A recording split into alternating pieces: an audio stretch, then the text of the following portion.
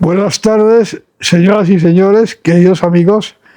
Tardes en Madrid de primavera avanzada, es decir, bastante calor. Y vamos hoy a exponer la conferencia 42ª, el 42. En la sesión anterior, en la 41, iniciamos el siguiente grupo o macrogrupo de sistemas de interrelación entre las personas, sistemas interpersonales de relación, que eran sistemas globales. Hicimos eso, una introducción donde fijamos con claridad y de una manera más amplia qué íbamos a entender por sistemas globales, y vimos que íbamos a dividir esto en una serie de grupos de sistemas globales. El primero es el relativo a las dinámicas culturales, que expuse en la sesión anterior. El segundo grupo era, y es, porque todavía no lo hemos terminado, el segundo grupo es legislación, instituciones, usos, costumbres y moral. Y ese segundo grupo vimos una descripción elemental de cada uno de los elementos, excepto el último, moral. De modo que ahora, en esta sesión, lo primero que vamos a hacer es exponer lo de moral, una serie de elementos analíticos que nos hacen falta para abordar qué arroja el registro real empírico histórico acerca de cómo ha sido esto, cómo es, qué rango de variedades se observan en el registro histórico acerca de estas diversas estructuras de relación, con lo cual habremos concluido el grupo 2 y, previsiblemente, salvo que suceda alguna cosa especial, una intervención extraordinaria, en fin, se le aparezca algún espíritu y me inspire algo que no había previsto, salvo que pasa algo de eso, empezaremos el grupo 3, que por cierto le voy a cambiar de denominación. El grupo 3 le había dado una denominación que tras meditación profunda llegaba a la conclusión que no es muy buena, sino que más bien es no buena. Era asignaciones marcadas, eso nada. Lo vamos a denominar de manera definitiva generación y organización de la acción. Naturalmente se sobreentiende, aunque ya lo diré cuando empecemos este grupo, lo voy a repetir, que es sistemas de relaciones interpersonales que se constituyen y a su vez son generadas como consecuencia de la generación y organización de la acción. ¿Qué sea eso de la acción? Yo espero que a estas alturas tienen ustedes una idea bastante precisa del tema, pero no obstante voy a precisar todavía más en relación con esta exposición. Así que ese es el panorama a priori, o más bien ex ante, para la conferencia 42. Comienzo, por tanto, con moral. Moral era el último de los elementos relacionales del grupo 2. Ya les advertí a ustedes al comienzo, a la exposición de este grupo, que todo esto hay que tomarlo, en fin, con cierta flexibilidad. Porque se puede introducir perfectamente una estructura taxonómica extremadamente precisa. Pero vamos, no puede usted figurar. Yo en una de las trabajos que tengo publicados y que está ahí en la cosa esta del currículum vitae, pues hay uno en el que hago una cosa de esas. Bueno, ¿esto tiene utilidad? Pues tiene utilidad, depende. Es decir, tiene utilidad si se van a dedicar a un trabajo analítico, teórico, sistemático, que van a aplicar después al examen empírico y todo eso, sí. Bueno, pero si no hacen eso, tanta precisión, es contraproducente. Porque cuando tiene usted una letra con 7 subíndices, tiene que tener mucho interés, porque si no, se pierde uno en eso.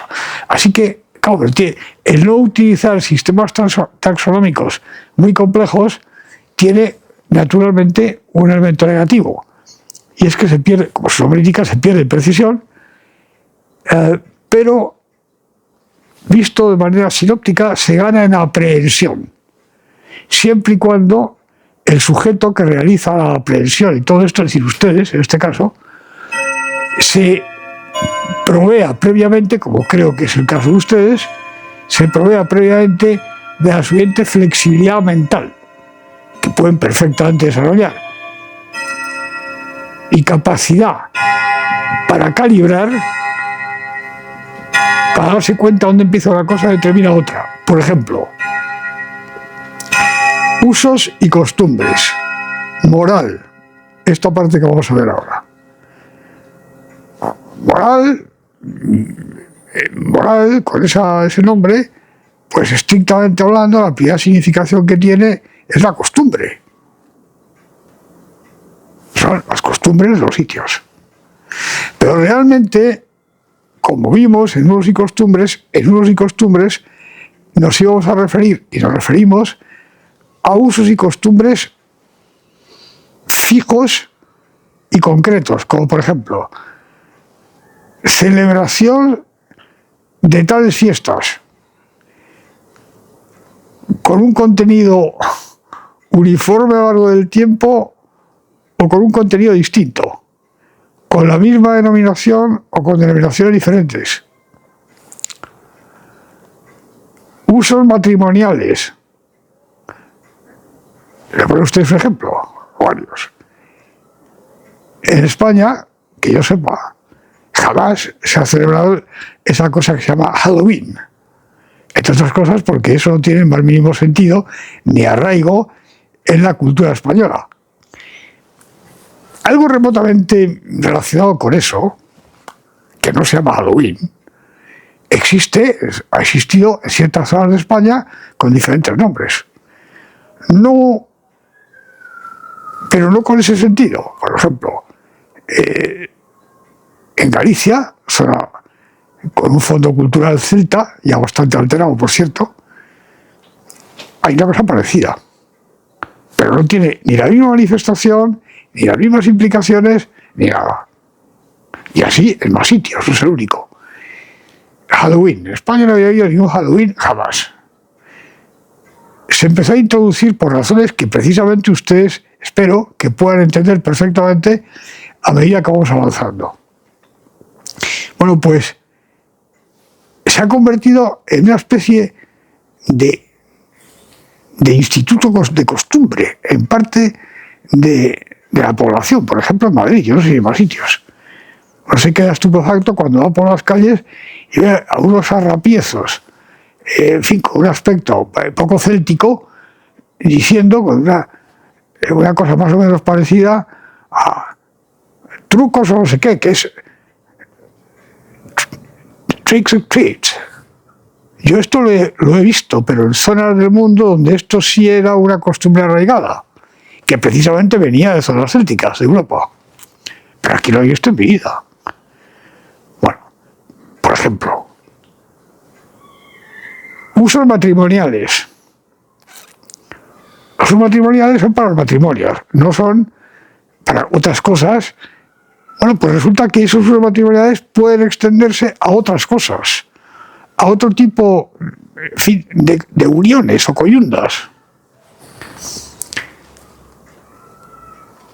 Ahora resulta que se me dice, yo no lo sé, eso no lo he visto, que se celebran primeras comuniones laicas, por ejemplo. Y así sucesivamente.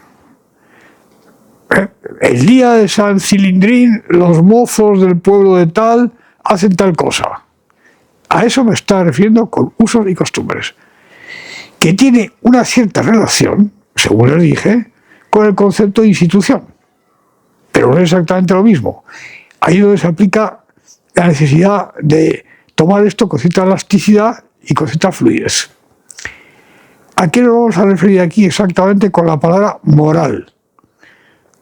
A paradigmas formulados de un modo expreso o no acerca de lo bueno. Eso. Entonces, que tienen un efecto, o al menos una capacidad de efecto global sobre toda la sociedad, o al menos sobre parte de ella, según veremos ahora. Por ejemplo,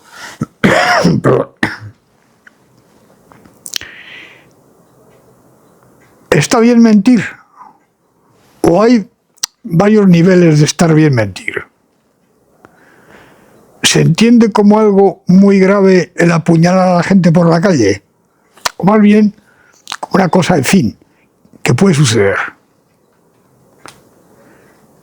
Suele ser usual que la gente que ejerce las magistraturas políticas tenga alta probabilidad de acabar picando piedra en un penal, ¿o no?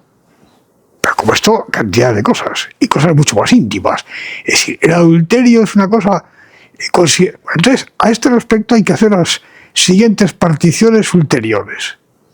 Moral pública, lo que en los tratados más clásicos esto se llamaba el ethos público, y moral privada. A ser más específico. Moral privada, moral pública. Moral declarada o presupuesta, tanto en un caso como en otro, pública y privada, y moral efectiva. Es decir, paradigmas de lo bueno, propios de lo público y propios de las gentes, que no son lo público.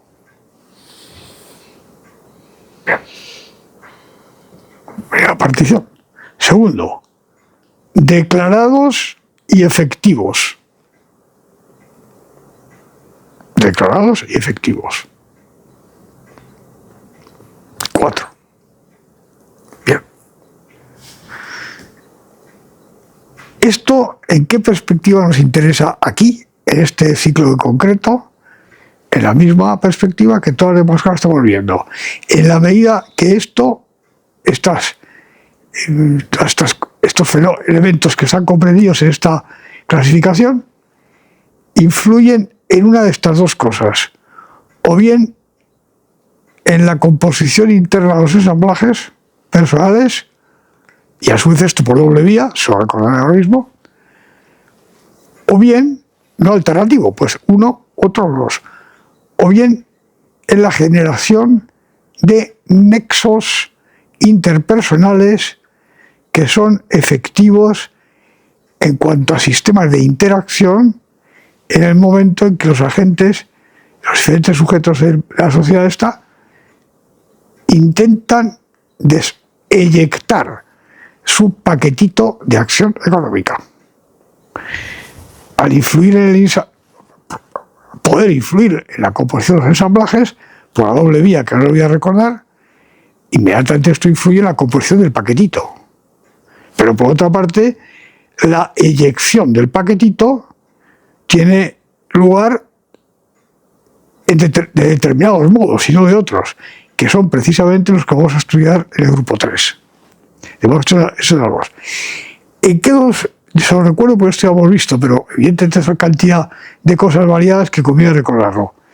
¿En qué esto puede ejercer alguna influencia en la dinámica de formación de los ensamblajes? De dos grandes maneras. Hay más, pero las dos principales son estas. Una, en cuanto que puede producir una alteración de los núcleos cosmovisivos del ensamblaje, que es lo más fuerte, lo más importante, Y también, en cuanto que provee información que debe ser, que la persona puede, si la capta, introducir en un ensamblaje para hacerse cargo de la realidad. Por ejemplo, la realidad es que si usted pasa por esta puerta, se va a encontrar usted un barrio donde hablan en armenio. Esto no tiene la más breve relación con su cosmovisión, por ejemplo. Pero tiene relación con que si ustedes quieren ir a ese sitio, les conviene saber que ahí solo se habla armenio. Espero que estos ejemplos un poco, en fin, exagerados o fuera de pedagógicos sirvan. Bueno, esto es la moral. ¿Qué nos interesa entonces? Pues lo que acabo de decir. Bien. ¿Qué relación tiene esto con los anteriores elementos de este segundo grupo? Fíjense bien. La legislación a la que nos hemos referido, como todo lo que está en este grupo, es legislación positiva. No es ni el ius, no, es lo que ponen los códigos, reglamentos y todas estas cosas. Y esto a su vez con el suplemento de qué pone, pero qué se debe leer, a quién se aplica, a quién no, de qué modos, todas las cosas. Lo que pone. Bien. Vimos, por indicaciones elementales de cada una de estas cosas, que la legislación puede tener, en un momento determinado de la sociedad, puede tener elementos contradictorios. Por ejemplo, porque se heredan cosas de un ordenamiento positivo anterior que de alguna manera o de muchas maneras es contradictorio en el espíritu, incluso a lo mejor en la letra, con otro que se incorpora después con la intención o no de superar al anterior. Eso para empezar. O sea que eso de la legislación hay que tomarlo con mucho cuidado porque es muy complejo. Como ven ustedes, pues complejo por esto. Por otra parte, y esto tiene que ver con moral, como vamos a ver ahora, la legislación, depende de las sociedades y de los momentos, puede no ser uniforme. Puede no ser uniforme. Ustedes pueden vivir en un sitio perfectamente, por ejemplo hoy, en el Reino Unido, ¿verdad? La Gran Bretaña, e Irlanda del Norte, creo, donde hay, vamos a coger el caso de Inglaterra y Gales, por un lado, y Escocia por otro, pero ustedes pueden, para ciertos elementos de derecho fundamentales, como es derecho de persona, familia, todo eso, acogerse a la legislación vigente en ese sitio, que por cierto es un ejemplo muy notable que además aduje de cambio inversivo, no un mero cambio sin más, inversivo, con respecto de lo que ha sido la legislación de esa zona durante tiempo inmemorial, pueden acogerse a eso perfectamente. Pero también pueden acogerse, si cumplen determinadas condiciones, a un ordenamiento que no tiene la más leve relación con el primero, que es el cuerpo, en fin, de legislación e interpretación islámica. Según sistemas islámicos y administrado por autoridades religioso-judiciales islámicas. Eso de momento. Yo no sé, ignoro si habrá más cosas de estas, ¿no? Si a lo mejor los hinduistas o los... no lo sé. Pero en fin, esto ya es notable de por sí. O sea, que puede haber ese tipo de cosas. Perfectamente. Esto es muy normal, estadística, ya lo vimos, lo voy a repetir. Estadísticamente quiere decir, tomando el registro histórico, empírico, disponible. ¿Qué relación tiene esto con moral? Estrechísima. Porque, como vamos a ver dentro de unos momentos, en contra de lo que pueda parecer a primera vista, las dinámicas de constitución de estos paradigmas de lo bueno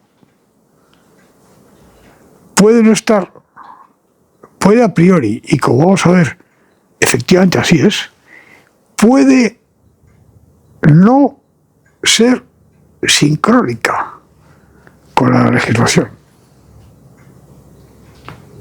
ni con los usos y costumbres. Esto es muy importante. ¿En qué consista el ethos público?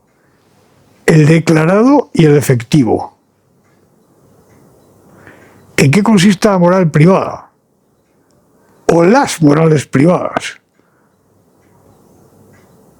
Obviamente tiene bastante relación con la legislación. Por ejemplo, si se producen conflictos insalvables. Volvamos al ejemplo británico que les he puesto a ustedes hace un momento. ¿Por qué se instituye semejante cosa tan rara? Pueden acogerse a una cosa u otra.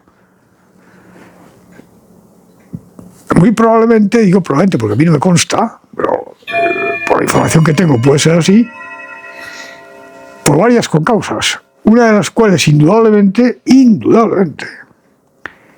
es que el personal islámico no tiene la más remota intención de someterse al actual ni ninguno, pero en fin, especialmente al actual ordenamiento jurídico vigente en esos sitios, en Inglaterra, Gales y no sé si en Escocia, no lo sé, pero en Inglaterra, Gales sí, y creo que en Escocia también, acerca del concepto de filiación, paternidad, maternidad, matrimonio, nada de eso, pero tiene la más leve intención. Y como por otra parte, esto es el grupo 4, así que todavía no entramos en eso, los sistemas de poder allí vigentes, al parecer tenían un ferviente deseo de que se produjese una instalación considerable de musulmanes de las más diversas procedencias, pues no tenían más remedio que plegarse a eso. Esa razón. Mire, usted puede decir lo que quiera. Para mí, el matrimonio es esto, los sexos son estos, y así sucesivamente. ¿Y usted verá? Bien.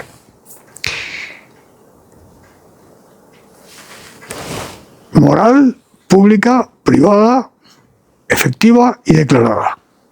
Sí tiene relación. Pero que tenga relación, insisto, ahora lo veremos otra vez cuando hagamos una revisión general de todos los elementos, no quiere decir que haya una especie de sincronía dinámica cuasi automática.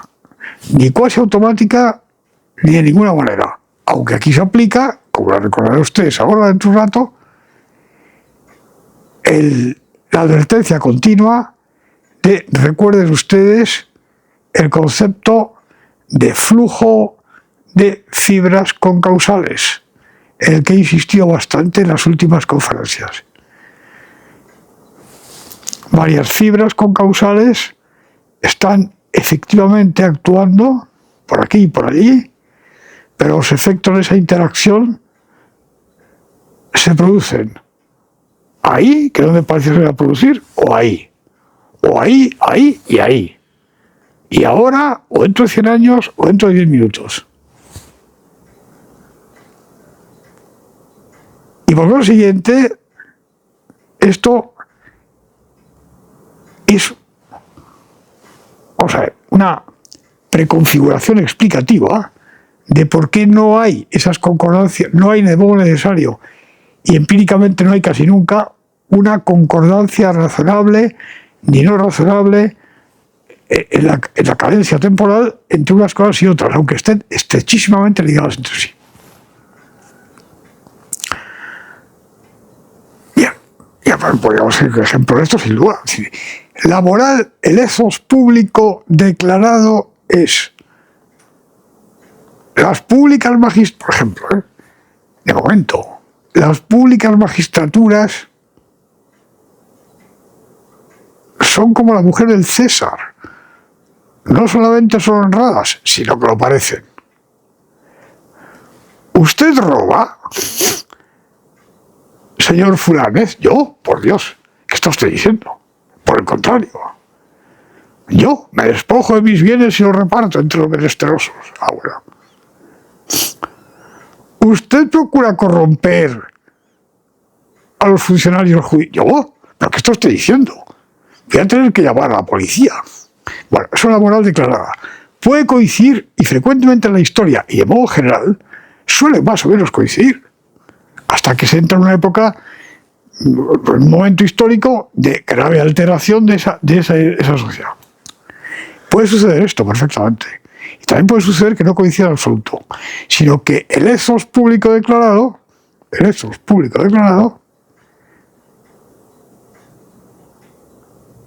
oculte un ethos público real justo opuesto al primero. Me parece perfecto. Pero esto puede adquirir las más diversas derivas dinámicas. Por ejemplo, es posible que algo manifiestamente condenado hoy en día y tal, públicamente, privadamente, por efecto de la dinámica global de todo esto, se mute en lo contrario, en un bueno no solamente negado y oculto, sino al contrario, elevado a paradigma supremo. Y al final, traducido en términos de la legislación positiva. Bien. Bueno, pues esto es... Ahora, ya expuestos todos los elementos de este asunto, vamos a ver qué arroja el registro empírico. Brevemente, o suficientemente. Antes de hacer eso, recuerden ustedes. Primero, aquí no estamos hablando de los motores originantes de eso, sino de eso. No estamos hablando, porque no toca por ahora, de cómo se produce la legislación positiva, ni de que por qué procedimientos se van estableciendo endógenamente o como sea los usos y las costumbres. Perdón. Ni las instituciones, ni la moral, sino lo que son estas real empíricamente constatables, que es el método analítico sistemático que seguimos. Después veremos todo junto, pero ahora tenemos que ir paso por paso. No estamos hablando de eso, estamos hablando de cómo son, no su origen. Primera cosa que tiene que tener en mente para lo que vamos a ver ahora. Segundo, recuerden ustedes que la observación estática en un instante t es principalmente un instrumento de la razón analítica. No hace referencia, salvo que el t sea un t bastante ancho, no hace referencia realmente a nada que se pueda hacer con la mano empíricamente. Porque, estrictamente hablando, un instante temporal no existe más que como convención para significar la fluencia del tiempo. Y aquí me estoy viendo el tiempo del reloj. De modo que de algo, y en particular aquí de todas estas cosas, tenemos una idea en la medida en que tenemos una idea de la dinámica de esto. Solo entonces podemos decir algo que tenga significado. Segunda recordatorio. Tercer recordatorio. Le voy a insistir. Para no entender, porque aquí nos toca entender, aquí nos toca meramente escribir y tomar noticia. Pero como la mente humana es como es, inmediatamente cualquiera de ustedes y en mí, surge el deseo de inmediatamente ver por qué. Bueno, pues para estar precavidos ante lo que arroja el registro real empírico histórico, tercer recordatorio, no olviden ustedes flujo de fibras concausales. flujo de fibras con causales, entrelazamiento de esta especie de, en fin, de elementos demiúrgicos en los que analíticamente hemos depositado nuestra capacidad hasta ahora para entender cómo funcionan las cosas, fibras con causales. En el entrelazamiento de estas cosas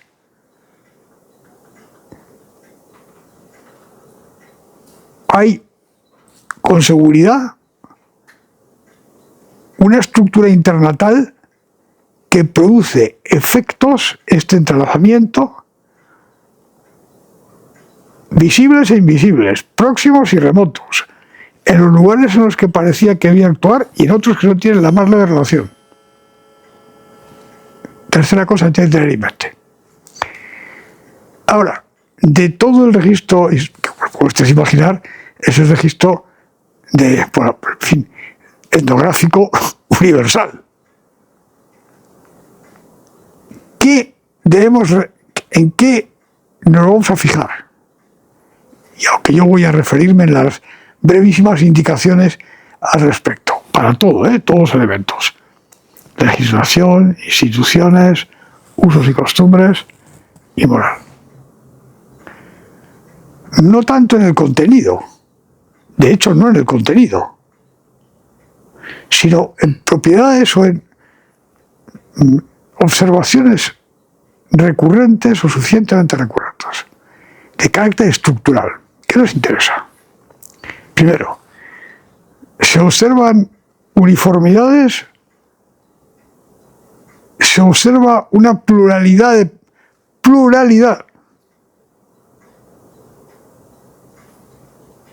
de comportamientos o no, una uniformidad.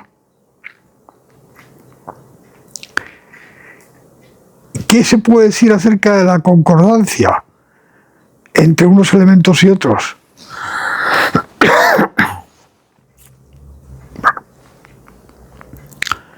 Por lo que yo alcanzo a saber, o creo saber, y alcanzo a entender, basándome más bien en los resultados obtenidos por gente que se dedica especialmente a eso y por lo tanto tiene mucho más conocimiento, podemos decir brevemente lo siguiente.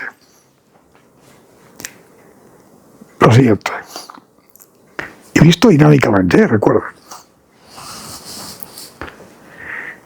La variedad es muy grande en cada uno de los elementos, en sus propiedades dinámicas. Se observan perfiles de legislación que duran muchísimo tiempo. Mucho tiempo quiere decir miles de años. Y que más o menos permanecen de una manera uniforme. Y también mutaciones o apariencia de mutaciones graves e incluso inversivas, súbitas, o en un espacio de tiempo muy breve. Bien. Permanencia de elementos institucionales con el mismo nombre y con la misma función durante mucho tiempo, y también lo contrario. Incluso uso de las mismas denominaciones nominales para designar realidades completamente distintas. Se aplican instituciones a usos y costumbres. Y lo mismo con moral. Variedad, amplia variedad de comportamientos dinámicos observados. Continuidades larguísimas, cambios relativamente uniformes también se dan. Drásticos.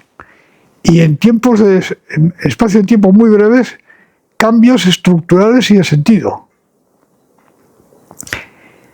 El caso de Europa y otras zonas del mundo, pero en este caso Europa, al cual he hecho alusión varias veces, es paradigmático. De hecho, es una síntesis de todas las cosas raras que uno se puede imaginar hasta ahora. Tiene usted a su disposición aquí un repositorio de hechos raros, como no se ven con frecuencia, pues yo lo he visto nunca, por lo menos, a lo largo del registro histórico universal. Todo eso se produce. Variedad, múltiples posibilidades dinámicas, aceleraciones, deceleraciones, retorno de instituciones extintas durante siglos, que retornan con ese u otro nombre, resurrección de usos, costumbres y paradigmas morales que parecían desaparecidos,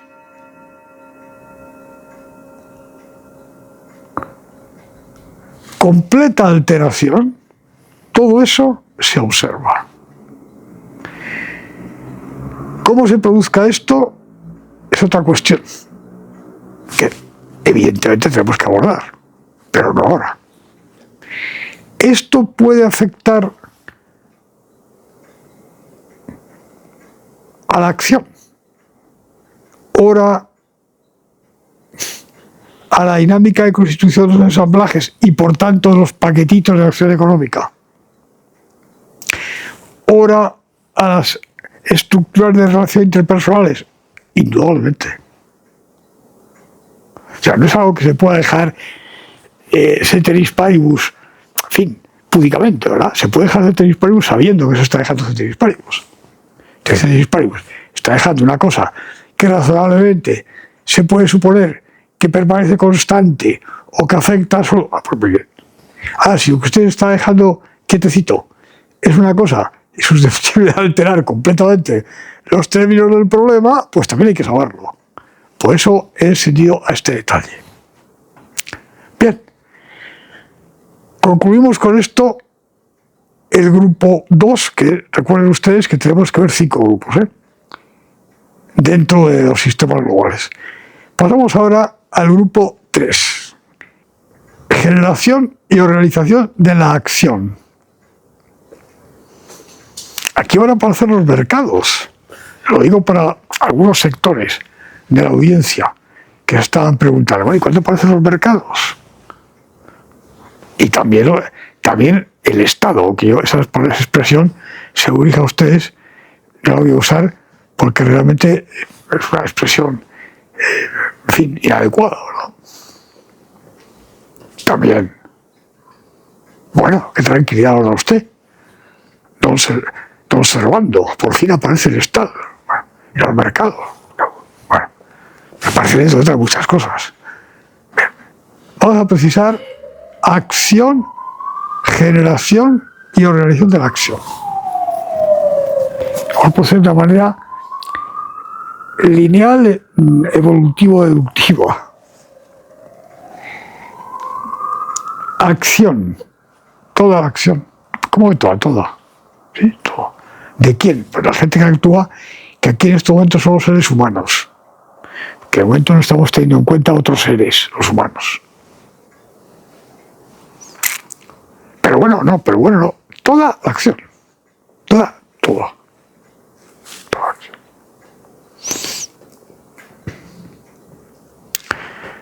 Toda la acción, es decir, mental, fisiológica,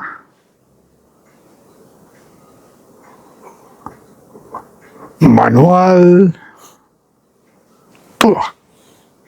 ¿Acerca de qué? Acerca de todo lo que el ser humano hace. Entendido por hacer, el hacer al que dedicamos una buena explicación al comienzo de este ciclo en la parte 1 romano A. Hacia afuera y hacia adentro. Todo. Entonces, la acción se genera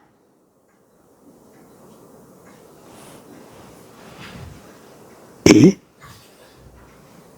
se ejerce. Como aquí tenemos ya una serie de conceptos bastante útiles que nos permiten manejar esto con cierta precisión y rapidez, paquetitos de acción.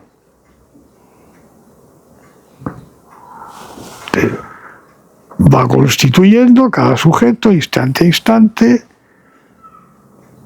su haz de planes de acción, parte analítica, parte del cual es el paquetito de acción económica. Comprar, vender, permutar, extraer, robar, donar, todas las cosas. Se genera, y esto generado, el paquetito, es eyectar fuera y absorber de fuera. Eso es. Dentro de esto está, obviamente, los paquetitos de acción económica. Por supuesto. Según ya saben ustedes perfectamente. Bueno, tanto la generación de acción como lo que los intentos de realizar esta acción generada, por una parte requieren y por otra parte implican, son modos, lugares, de momento abstractos, no tienen ustedes por qué pensar en un zoco o en un gran almacén, de momento, en los que tenga lugar tanto la generación como la posibilidad de absorber y eyectar. Y es imprescindible, mi recomendación, seguir esta exposición con este grado de aparente abstracción. Es imprescindible, porque si no, el aterrizaje no es bueno, no es adecuado. Aterrizaje en lo concreto. Bien. Y aquí nos interesa, de todo ese asunto,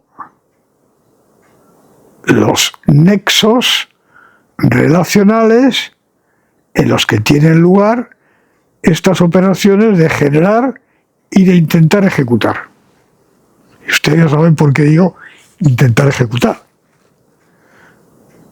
Porque puedo intentar ejecutar algo inejecutable, en cuyo caso despliego acción, no me quedo parado, no, despliego la acción, pero la acción que despliego puede no surtir los efectos apetecidos, sino otros.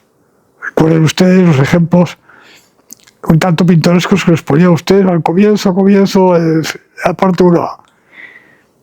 Yo estoy persuadido de que si me pongo unas alas en los talones y pronuncio, en fin, unos mantras y muevo las manos, unos mudras, ¿verdad? Abro la ventana y equipado con todos estos diversos instrumentos mentales y físicos, puedo ir volando hasta aquí enfrente. Hay un edificio.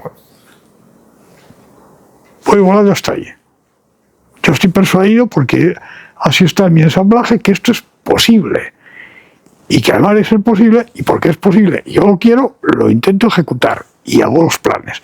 Me pongo las alas en los tobillos, me pongo en posición, respiro 3 veces, pronuncio los mantras, hago los mudras con las manos, gestos mágicos, me lanzo por la ventana. Y llego al otro edificio. No lo sé, porque hoy en día se ven las cosas más raras, ¿verdad? Pero por lo común y por lo que yo alcanzo a ver, lo que hago es que me estrello en el suelo. Acción generada, acción que se intenta ejecutar y se ejecuta, pero no a los resultados apetecidos. No solamente no voy volando al sitio aquel, sino que me estrello contra el suelo. Bueno, pues esto es exactamente igual, que la acción generada. ¿Dónde se genera la acción? ¿Cómo es posible intentar ejecutar esta acción? ¿Mediante qué canales? ¿Mediante qué nexos? Pues eso es lo que forma el sistema de relaciones interpersonales a cuyo estudio se dedica este tercer grupo. Fíjense ustedes el interés del asunto. Enorme. Bien. ¿Cómo vamos a hacer semejante cosa? Claro, alguna gente dirá, bueno, ya está, ¿qué está usted diciendo? Sector primario, secundario y terciario. Lo público y lo privado. Eso es más. No. Bueno, ustedes ven que lo acabo de decir, por ahora ustedes que eso es una cosa que no tiene ningún interés, ¿verdad? Eso viene cuando viene, y como viene muchísimo después, nos va a entrar un pie de página. Vamos a ver. ¿Y cómo podemos hacer esto? Pues siguiendo el método natural. ¿Quién origina e intenta ejecutar la acción? Sujetos humanos.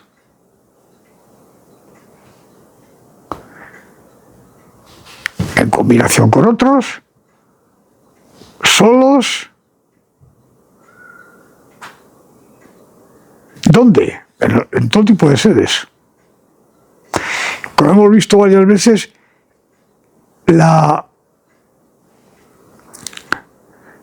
el complejo más complejo de operaciones de este tipo es la familia. Cuando esta funciona, claro. A esto hemos dedicado amplísima atención. Tiene todo tipo de acción. Ahí están todas. Psíquicas, mentales, morales, fisiológicas, productivas, de todo tipo. Bueno, o sea, la sede. Y hay más sedes. Que veremos. Estas sedes son las sedes en las que se genera la acción y en las que se intenta ejecutar esa acción planeada, paquetito de acción económica fabricado en parte y que se intenta inyectar en T. Bueno, sujeto de la acción, lugar de origen de la acción. ¿Cómo se eyecta y absorbe? Aquí es donde entran los mercados, el Estado, las diversas estratos que hay de todas clases, aquí, exactamente ahí.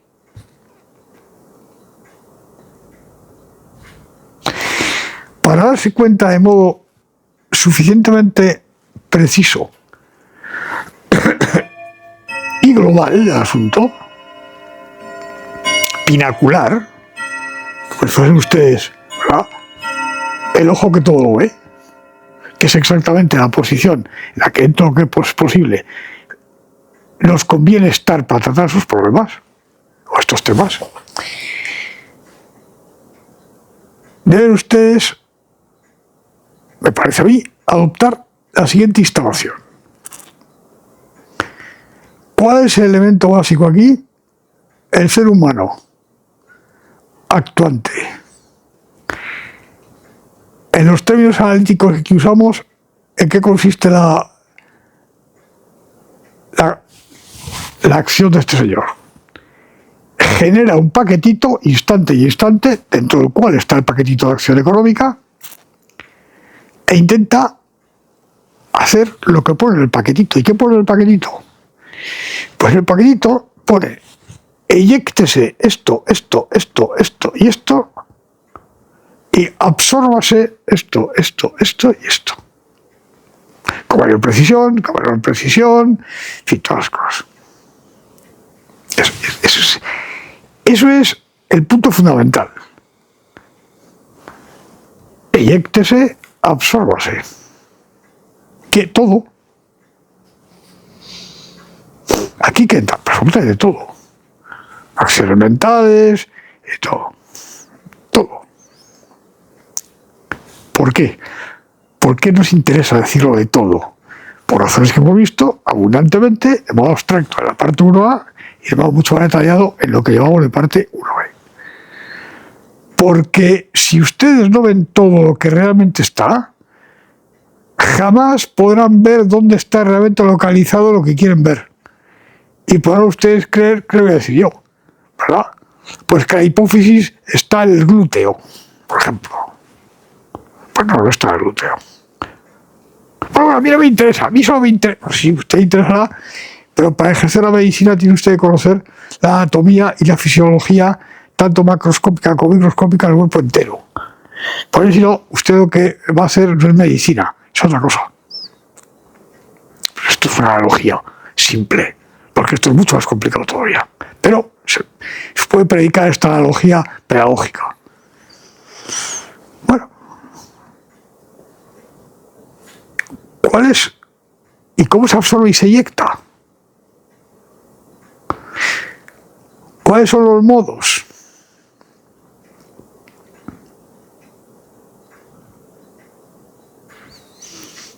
Esto es exactamente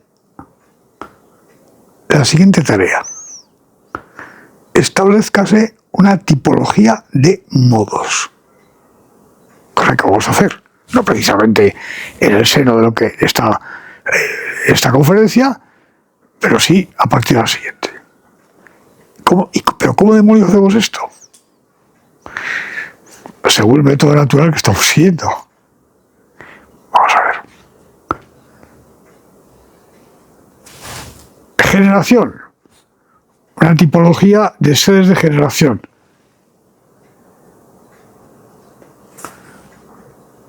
Modos de absorción y eyección. Las cosas absorbidas y eyectadas, ¿cómo se proyecta que sean? Bueno, pues las que... Esto incluye todo, incluyo oraciones a seres sobrenaturales, en las que no vamos a entrar aquí ahora. Por ejemplo. Todo tipo de cosas. Pero vamos a centrarnos en lo que es posible abarcar con los conceptos que tenemos hasta ahora. ¿Cómo se puede ceder, eyectar? Donación de varios tipos. Donación, sin más. ¿A quién? A fondo perdido, a quien sea, a quien la coja.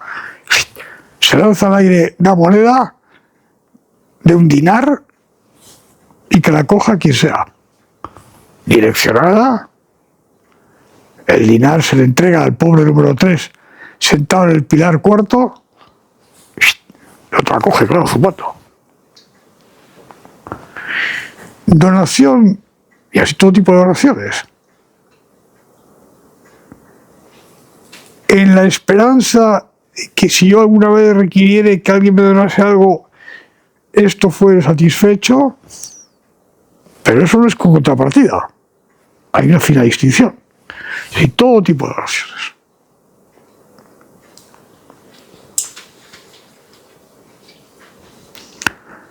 Puedo hacerlo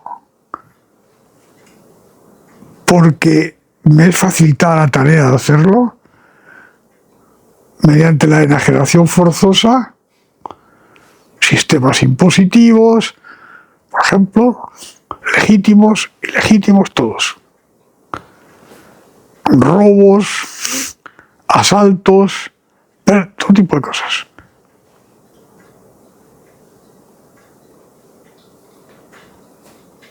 Con intercambios voluntarios. Mercados de muy diferentes tipos. Muy diferentes tipos. ¿Y qué entra en los mercados? Pues como ya sabemos, lo que se puede medir. Entonces, se puede medir para que sea posible el establecimiento de una conmensurabilidad dentro de unos límites que vamos a estudiar. Exacciones públicas.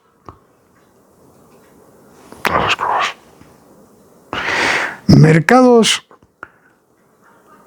explícitos e implícitos. Públicos y no públicos. Una proporción altísima de la actividad, como veremos cuando veamos el registro real empírico, en estos momentos, por ejemplo, enorme. La actividad, proporción altísima de la actividad está en mercados ocultos, pero una proporción altísima. Hay economías, países enteros que viven, por ejemplo, de esto, hoy en día. Y no me refiero solamente a países tropicales, no, a países tropicales y a países no tropicales, dentro de cuyo porcentaje de actividad dedicada a estos temas es altísimo. Explícitos. Mercado de valores de Nueva York, imagino, de Londres, o de Chicago, donde sea. Compraventa de acciones, obligaciones, bonos del tesoro, todas las cosas.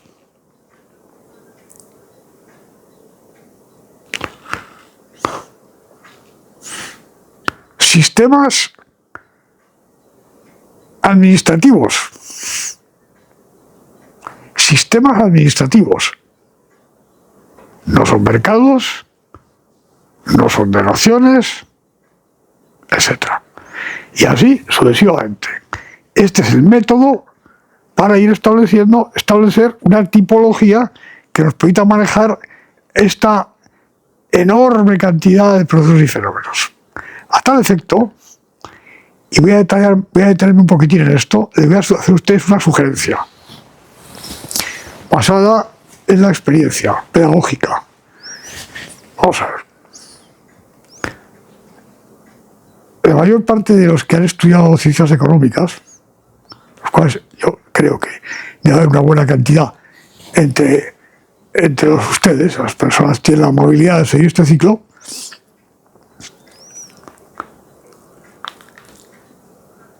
habrán estudiado, pues ya sabe qué, porque en fin, pero los más modernos, casi con seguridad, alguna versión del modelo neoclásico y solo eso.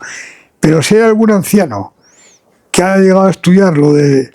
Bueno, creo que también se estudia ahora eso de otra manera. Si está el llamado sistema keynesiano y SLM, que eso de keynesiano no tiene absolutamente nada, pero en fin, eso es para otra conferencia. Pues vamos a concentrarnos en el más sencillo.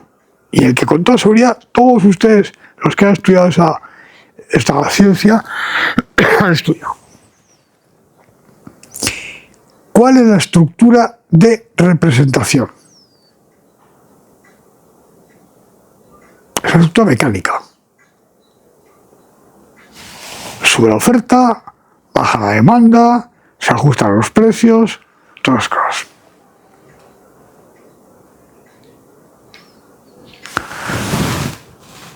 Pseudo-keynesianismo general.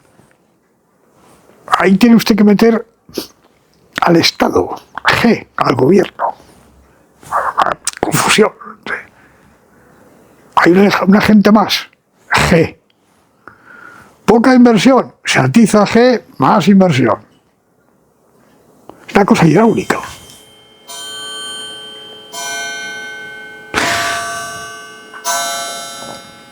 En otro tipo de, en fin, de aproximaciones teóricas, Ya esto para minorías selectas, como se decía antes, está la teoría austriaca. Ahí ya no, porque ahí ya la cosa es más sutil, ¿verdad? Hay procesos subjetivos. ¿Cómo es útil representarse todo este enorme panorama que acabamos de evocar? Y este es el consejo que les voy a dar final. Del modo siguiente. Yo creo que les he dicho a ustedes en alguna ocasión, que no estoy seguro, que por razones que no hacen al caso, yo diseñé una secuencia de 2 o 3 robots de la inteligencia artificial. Bien, en fin, los elementos básicos de su racionalidad, algunas formas analíticas de cómo tiene que ser construido eso, todas las cosas, ¿no? El más sencillo era una economía walrasiana, neoclásica, de intercambio y producción. Equilibrio general. Consumidores, productores, el sistema de tanteo, todas las cosas. Y aquí se podía ver cómo todos los teoremas de equilibrio general de la divulgación, no los estudiados por Pareto, la divulgación, que son los que estudia la gente, ¿verdad? Con muchas matemáticas o con menos, o sea. Todos se pueden obtener con ese bicho, que no es un ser humano. Requiere un daimon, requiere una especie de miurgo, como bien sabía Walras, el inventor del asunto, que le da la tecla de iníciese. Pero eso puede ser un ser ya ocioso, o Dios sabe qué. Pero una vez que alguien le da la tecla, es extraordinario. Con el aparato este que no está construido, ¿no? No está dibujado en unas fórmulas. Se ve perfectamente, o sea, los agentes estos son las cajitas con unas láminas impresas, esas cosas, eyectan su oferta. Estaba por unos canales perfectamente descritos, son de mercados, pero unos canales físicos, se pueden construir en un taller. Eyectan sus cosas, que son unas bolitas. Estas realmente van cada una a su sitio. Realmente van cada una a su sitio. Y lo mismo las demandas, las ofertas, se alcanza el equilibrio y se paraliza el mundo. Equilibrio estático clásico. El segundo aparatito, yo recuerdo, era esto, pero con más complicaciones. Es decir, en lugar de ser unas cajitas, en fin, absolutamente romas, se pone una lámina impresa con unos índices de diferencia y unas cosas, y ya está. No, son cajitas inquietas, es decir, hace sus pequeños sus pequeños cálculos de estrategia, como los modelos de juegos. Esto ya para niveles superiores. ¿Qué pasa? Se ve lo que pasa. ¿Qué pasa? Nada. Que es más complicado. Y el tercer y último cachivache de estos es cuando hay tipos distintos, ontológicamente distintos de agentes. Es decir, hay los currinchis, que son de la mayor parte unos elementos, en fin, intermedios, y luego están jerarquías superiores.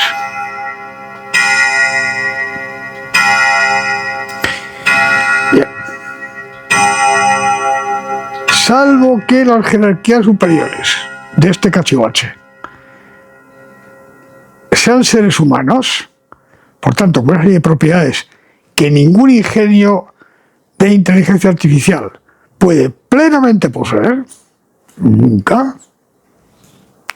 Salvo que pase eso, la diferencia entre este cachivache y el inicial es insignificante. Bueno, porque no es un buen... Bueno, entonces ahora, para ver lo que a nosotros nos interesa, las fibras concausales y todo eso. Entonces, yo les recomiendo que adopten otra imagen distinta. Que es una imagen, vamos a empezar por ahí, biológica. Pero en fin, cual tienen ustedes, en lugar de estas máquinas y los canales y todas estas cosas, tienen ustedes unos tejidos compuestos por elementos celulares, por ejemplo, que se imbrican entre sí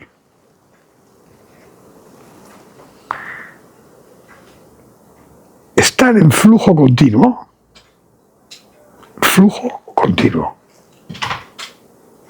de tal manera que pueden ustedes perfectamente ver cómo se generan las diferentes acciones, cómo éstas ejercen su influjo, eyectar, absorber, cómo se generan, cómo se van generando nuevos elementos celulares y de tejido. Se van generando, que no estaban, se generan. Cómo se mueven y les permite localizar cada uno de los modos dentro del sistema entero. Por tanto, una especie,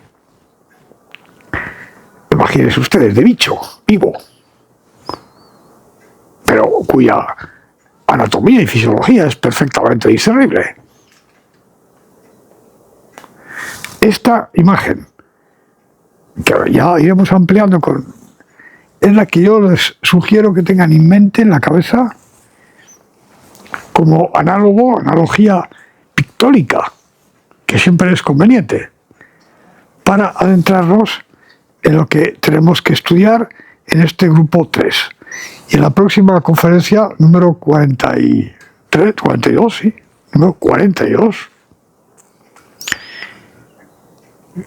estableceremos una taxonomía en todos estos canales y dónde está cada cosa, los mercados, los estados, ¿sabes? Y su imbricación. Esto nos llevará, me parece a mí, más de una conferencia. Mientras tanto, señoras y señores, les dejo a ustedes en estado de ideación, haciéndose a la idea de cómo puede ser un bicho de estos, un símil análogo, y ustedes lo van construyendo en su cabeza, cómo puede ser una cosa así, y dónde están, pensamos que quepan todos los elementos, los mercados, los estados, las transacciones ocultas, las no ocultas, los diferentes modos de generación, todas esas cosas. Pero para eso vayan ustedes perfilando en su cabeza una especie de bicho de estos. Y con esta recomendación les deseo a ustedes, señoras y señores, muy buenas noches. Señoras y señores, perdón, rectificación. Les he dicho a ustedes hace un momento que la próxima sesión era la número 42. Obviamente es un error. Será la 43. 43ª, 43 y no 42.